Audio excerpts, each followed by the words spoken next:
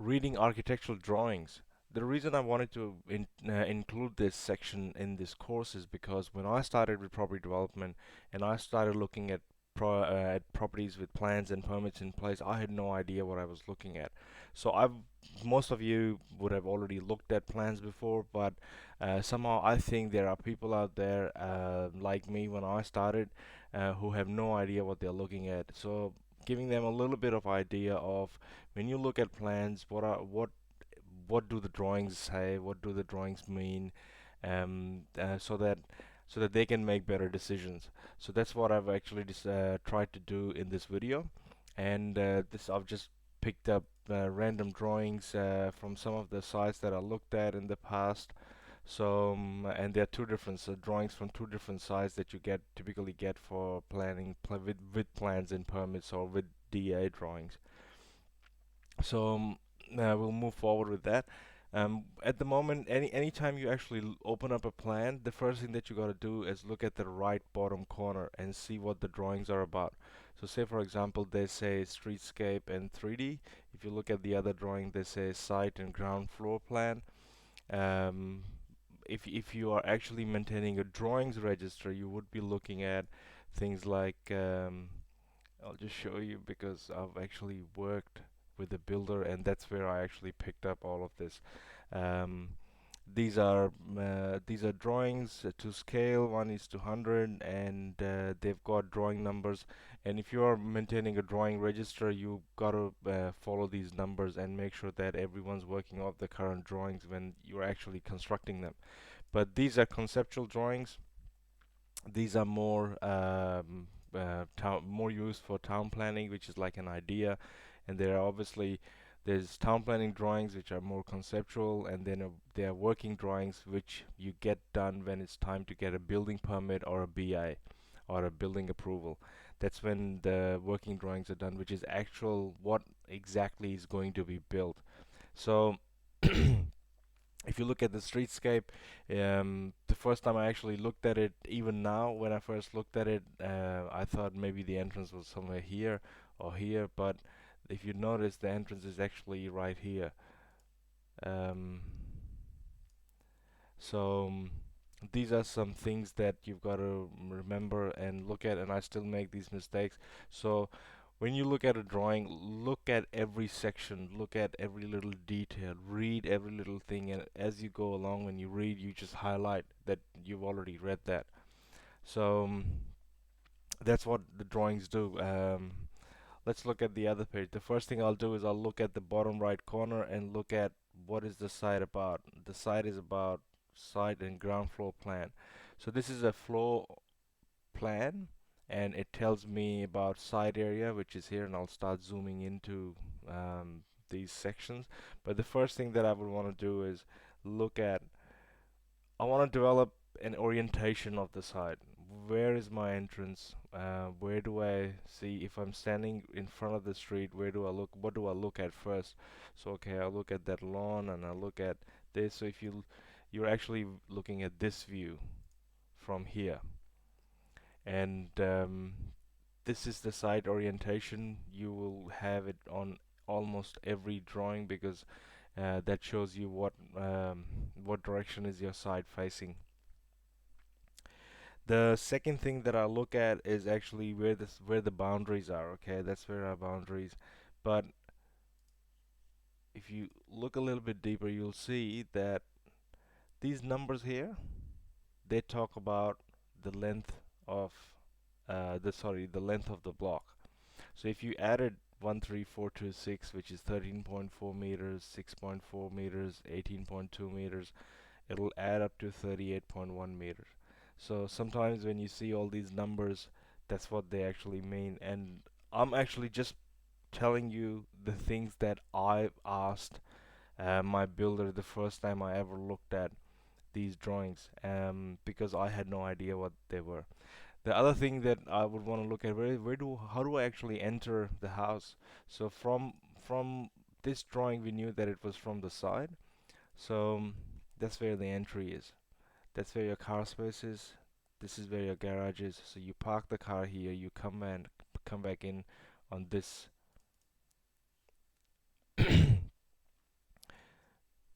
1 second, I'll just zoom out. You come back in from this section here.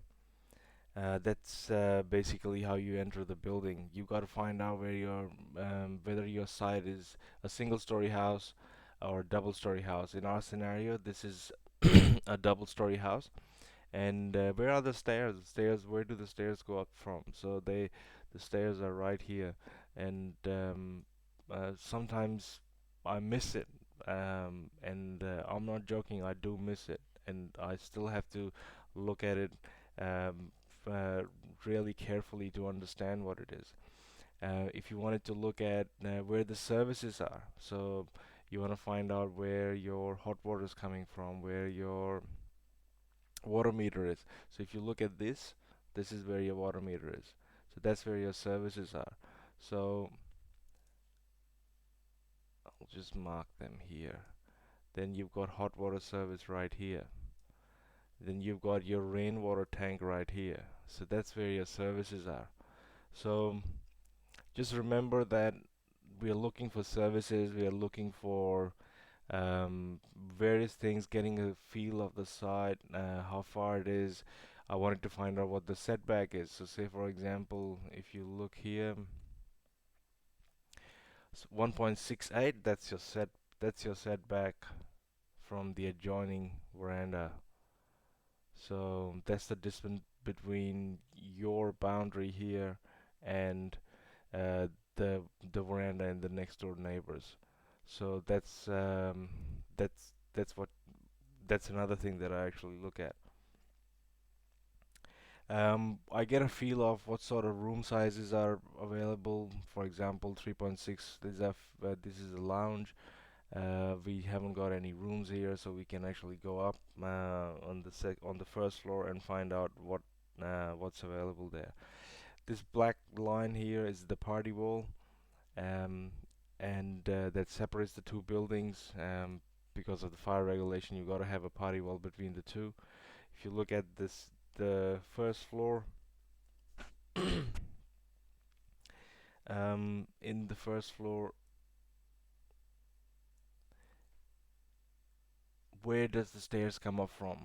Okay, so I've got to find where are the stairs coming up from. So the stairs are coming up from here, and the moment you actually come up, what do you see? You see the hallway, you see the study. There's unit two. I don't know why both of them say unit two. One of them should say unit one. So you've got bedroom, study, bedroom one, two, three. What you gotta do is open. If you were to look at it that as if you're actually going to enter the room. So when you enter the room and you open the door, what do you see first? When you enter a bathroom, when you open the door, what do you see first? Say for example here, I slide. This is a in cavity sliding door. If you slide it out, the first things you see is a dunny. Is there a way that you can tinker with it so that you see the shower first and maybe the dunny is hidden behind? These are various things that you would look at that would add value. And the other thing that you got to look at is the space being utilized properly. Can I maximize this space? Our next section is elevations. When you look at these elevations, I've actually picked up one of the better drawings. You'll never really get, I mean, you do get these colored drawings and everything where people have spent money, but usually you get something like this. And what you got to do is look at what each of these sections actually mean. So in this section, I picked the better ones to actually explain you what each one is. If you zoom in and have a look, these lines, what do they mean? This line here, this dotted line, is actually your floor level. That's where the floor of the house is going to sit at, and that's your ground level. These two lines here, that's the space between your floor and and the ceiling, sorry, ceiling and the floor of the ground floor and the first floor level. And they actually never put in what that actual gap is because that's actually determined by engineering. That line here is the ceiling line that tells you where the ceiling is. And if you wanted to know what the distance is, it'll give you the height of walls, it'll give you the height of the floor. So that's what these lines actually mean. And these ones here, you just have to read through it. Read each one, highlight it. Read each one, highlight it. What does that say? It's talking about the air conditioning unit. This one interesting thing that I actually picked up was if you see these two windows and you go back and compare it with this drawing here, that's where those two windows are. And these are the windows. If you can see, I'll just create a circle here. Oh, that's a really, yeah, that's better. So that's a window here and that's another window here. But look at where your hot water service is, right in the middle of these two windows. When actually it's time to actually build this thing, that's what it'll look like. Your hot water system sitting right here between the two windows. Would that look ugly? Would that look nice? Is there a way that we can relocate it so that it goes to a better location, where it actually doesn't become an eyesore? So these are the things that you got to look at, and you got to match all of these with the floor plan and see where all these services sit with respect to the elevations. So that's what the elevation section is. Landscape plan. When you're looking at a landscape plan, I think the most important thing to figure out in a landscape plan is your soft surfaces and your hard surfaces. So with soft basically means where you're gonna have grass and where the landscaping is gonna be required, and your hard surfaces where you're gonna have paved, either concrete, tiles, whatever. So those are the main things that you gotta look at. The only thing that actually strikes out to me here is that they've actually planted some trees, but if I compare it with the front, that's where those trees are going to sit, those little shrubs, whatever they've planted. So I just have to make sure that those don't actually block the view of the property so that those windows can be seen, because what looks nice here, imagine if you had something right up till here which will block the view. So, and it just depends upon personal preferences. But these are so small little things that you got to look at, and you got to try it like in a previous example that I was saying, where the hot water system's sitting and where the windows are.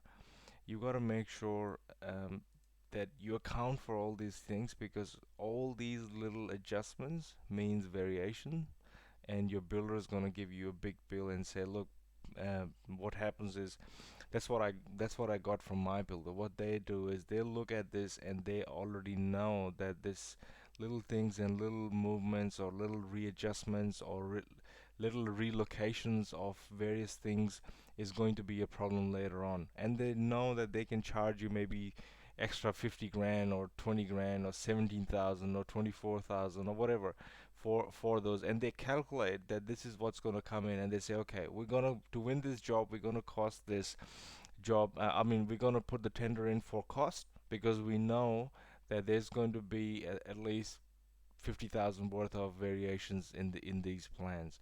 So that's how they actually make money and win jobs.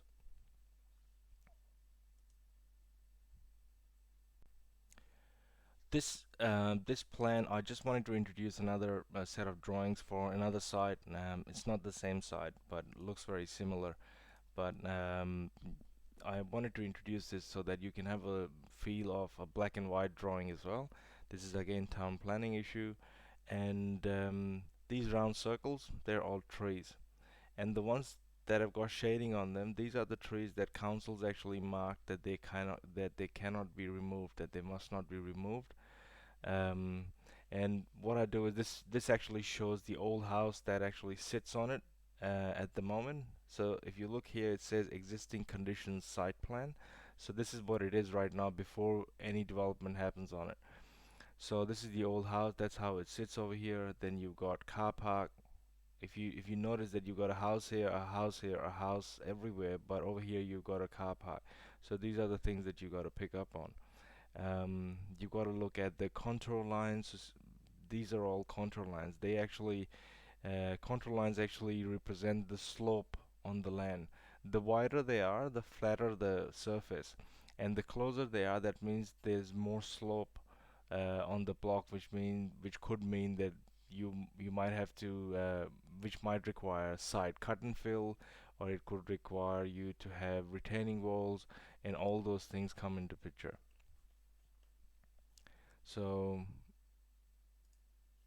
read everything, read what this says, read what's here, and keep highlighting and keep moving forward so that you know exactly where you are and what do the drawings say about it.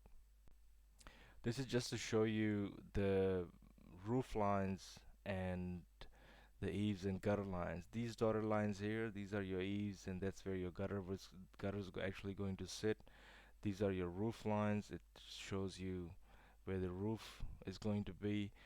I'm just trying to answer the same questions that I had when I actually looked at these drawings, and I just hope that I've tried to familiarize you with what's actually included in all of this. If I go back and we look at this, look at the bottom one again, see how this is plain, this is stripe, this is again plain, different color. They all have different, they all mean something different. So you got to look at, okay, you've got aluminum awning windows, you've got selected timber, it's a weatherboard or hardy silicone linear boards. Then you've got 25-degree pitch color bond roof, so that they're using a color bond roof. Then you've got again color bond here. So these are different elements that that you got to look at and understand. Okay, did you expect Colorbond roof? Did you expect a tiled roof?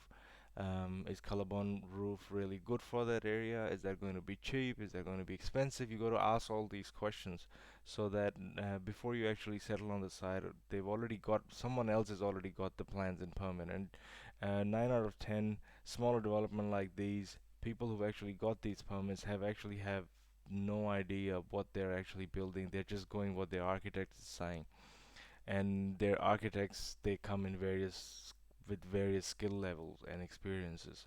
So just be careful, go through the drawings carefully.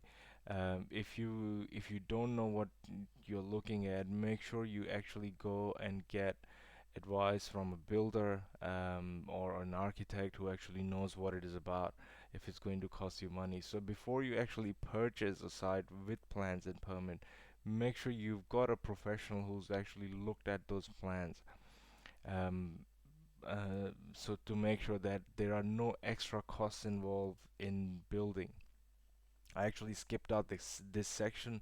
This is a really good section, and you would need this when you're doing your 2-second phaser and you want to understand what what the construction cost is going to be. So say for example, I don't know what the construction cost in your area is, but as a ballpark figure, I would take for a medium finish construction about 1500 per square meter.